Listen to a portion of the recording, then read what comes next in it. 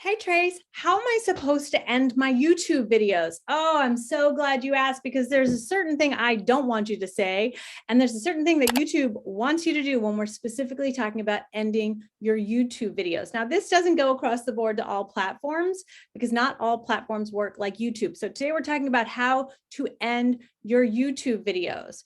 Here's a way I don't want you to end it. Please do not thank the viewer. Why? I tell you all about it in this video when I talk about why you never want to thank your viewer. Now, what YouTube wants you to do and what they favor is sending your viewer to another one of your videos.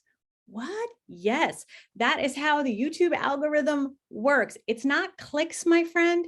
It is watch time. And so if someone's making it all the way through one video, you can send them to another video and then another video, right? You see how this is going, and so on and so on and so on. And so what you want to do is you want to build in an additional 5 or 10 seconds to your video. And I'm going to show you how that works. Very meta here. You want to build it in and think through what would help my viewer next. Now, you can either have it loosely related to, hey, if you like that video, I also have a video about, or you can have like, what is the next thing that they would need to know? Here, we're talking about ending your video, and you might be thinking, I don't even know what to talk about in my videos. What? Well, let's go see what it looks like.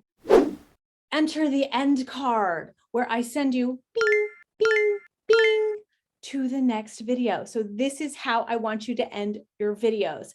You got it. Go watch that next video. And that's how it's done. I'll see you next week. Go ahead and let's dance it out, Amanda. Oh, all that's up there, watch my video. I will see you in that video. Ooh, ooh, ooh.